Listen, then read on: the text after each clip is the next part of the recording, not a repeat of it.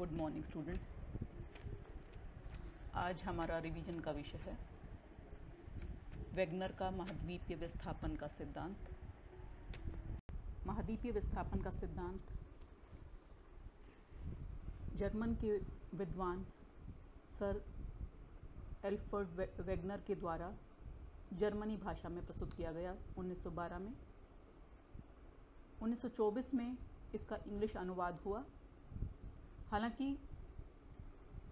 महाद्वीपीय विस्थापन के संदर्भ में अपने विचार प्रस्तुत करने वाले वेगनर पहले व्यक्ति नहीं थे।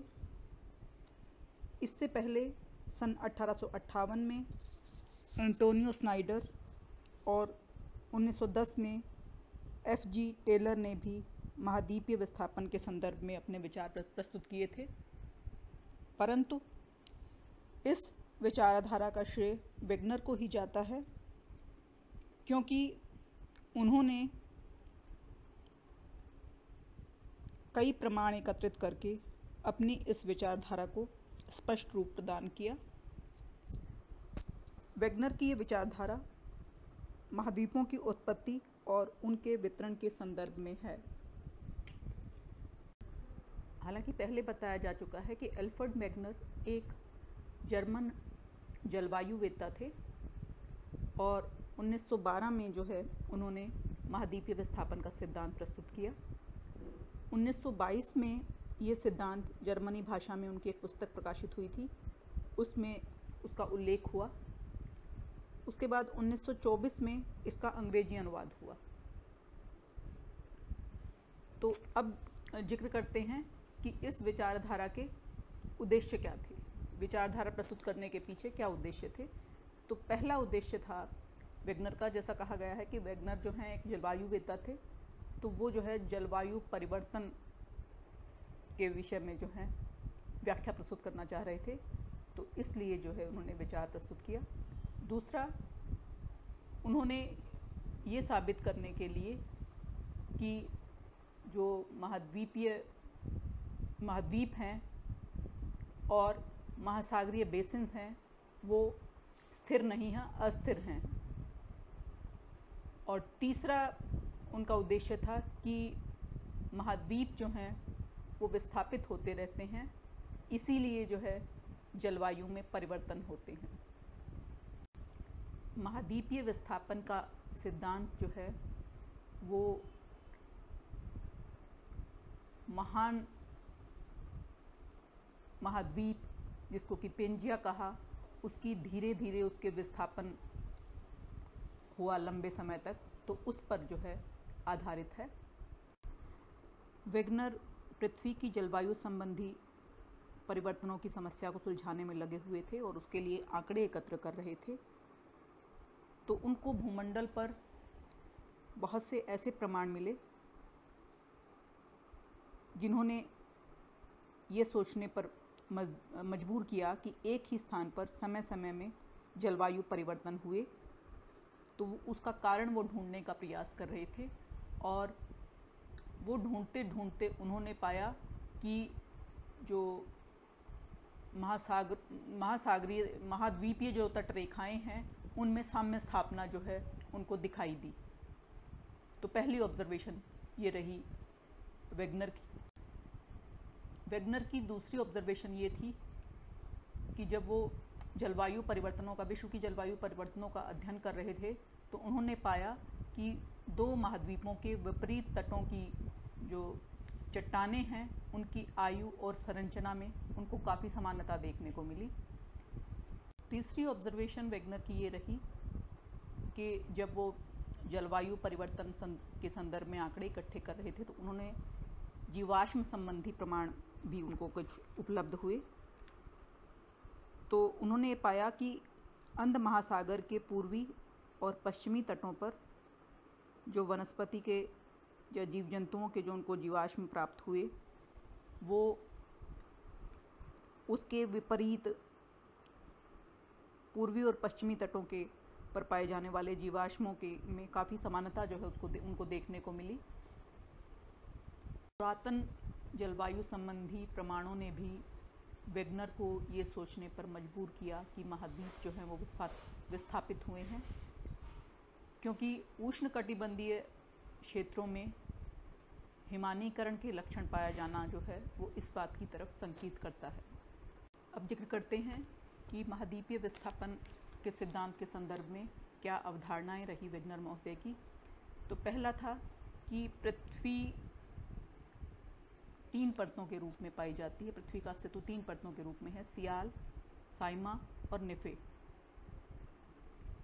दूसरा, सियाल जो है वो सीमा के ऊपर तैर रही है। तीसरा,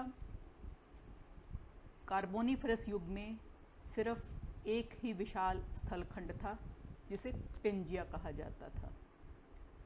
चौथा है पेंजिया जो है, पेंजिया के चारों तरफ जो है एक विशाल महासमुद्र था जिसको पेंथालासा कहा वेगनर महोदय ने। और इसके बाद जो है कार्बोनिफरस युग के अंत में जो है पेंजिया में विभाजन शुरू हो गया और पेंजिया जो है लोरेशिया और गोंडवाना 2 भागों में बंट गया और इन दोनों भागों के बीच मध्य में जो है इनके एक उथला संकीर्ण सागर था जिसको टेथीस सागर कहा वेगनर ने। अब सिद्धांत की रूपरेखा देख लेते हैं। सबसे पहले एक सुपर कॉन्टिनेंट का नाम लिया है। उस सुपर कॉन्टिनेंट को महान महाद्वीप जिसको पेंजिया की संज्ञा दी है वेगनर ने। दूसरा, महान महासागर या महासागर जिसे पेंथालासा कहा है। तीसरा है कि कॉन्टिनेंट्स जो हैं, महाद्वीप जो हैं, वो सियाल चट्टानों से मिलकर बने हैं, सिलिका और एल्यूमिनियम की चट्टानों से मिलकर बने हैं, जबकि महासागर जो है उसमें सिलिका और मैग्नीशियम की अधिकता है उसकी चट्टानों में। और मध्य मीजोजोइक युग में जो है, मध्य मीजोजोइक काल में जो है पेंजिया का विभाजन शुरू हुआ और उसमें विस्थापन शुरू हुआ।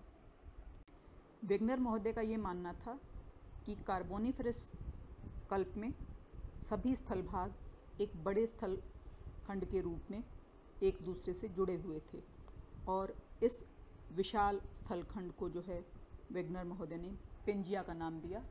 पेंजिया एक्चुअली जर्मनी भाषा का शब्द है और इसका अर्थ है संपूर्ण पृथ्वी या ऑल अर्थ। तो संपूर्ण महाद्वीपीय या स्थल भाग को जो है पेंजिया का नाम दिया वेगनर महोदय ने।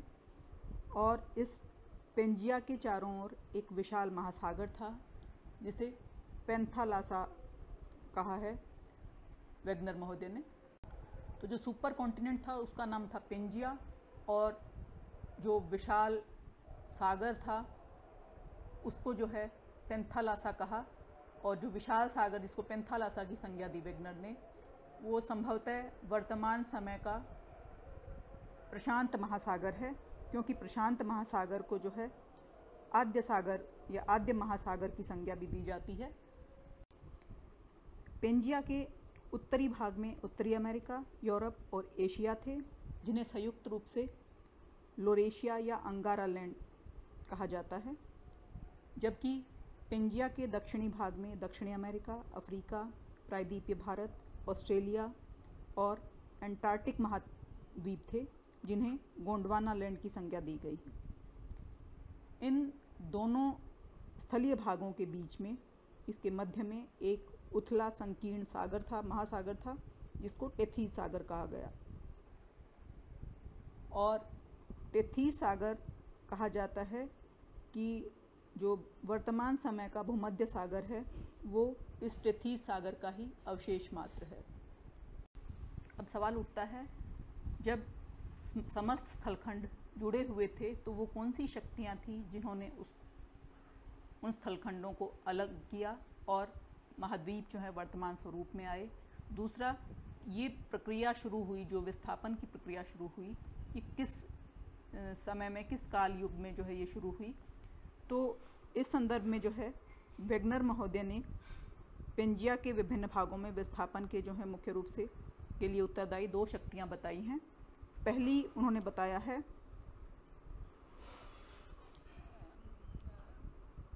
प्लावनशीलता का बल या फोर्स ऑफ बायंसी, और इसके अधीन जो विस्थापन हुआ, इस शक्ति के कारण, इस बल के कारण जो विस्थापन हुआ वो भूमध्य रेखा की तरफ विस्थापन हुआ है। और दूसरा बल जिसका उल्लेख किया है महाद्वीपीय वेगनर ने, वो है ज्वारीय बल या टाइडल फोर्स। तो टाइडल फोर्स या ज्वारीय बल के अधीन जो विस्थापन हुआ है वो पश्चिम दिशा की तरफ विस्थापन हुआ है। तो इनका उल्लेख करते हैं। पहला है प्लावनशीलता का बल। वेगनर का ये मानना था कि महाद्वीप जो हैं वो कम घनत्व वाले पदार्थों से मिलकर बने हुए हैं, जिसको सियाल का नाम दिया, और वो कम घनत्व वाले पदार्थ अधिक घनत्व वाले सीमा के ऊपर स्वतंत्र रूप से तैर रहे हैं। उनके ऊपर जो है गुरुत्वाकर्षण और प्लवनशीलता का बल अपना अपना प्रभाव डालते हैं, जिसके अधीन महाद्वीप भूमध्य रेखा की तरफ विस्थापित होते हैं। यह विस्थापन तैरते हुए स्थल भाग के गुरुत्व केंद्र और उसके प्लवनशीलता के केंद्र के संबंधों पर आधारित है। आमतौर पर ये बल जो हैं विपरीत दिशा में काम करते हैं, परंतु चूँकि हमारी पृथ्वी गोलाकार न होकर अंडाकार है, इसलिए ये बल प्रत्यक्ष रूप से विपरीत दिशा में नहीं होते हैं। तो अगर प्लवनशीलता बिंदु गुरुत्व केंद्र के नीचे होता है तो गति जो है भूमध्य रेखा की तरफ होती है। तो इस तरह से जो इस बल के प्रभावाधीन विस्थापन हुआ है वो भूमध्य रेखा की तरफ विस्थापन हुआ है।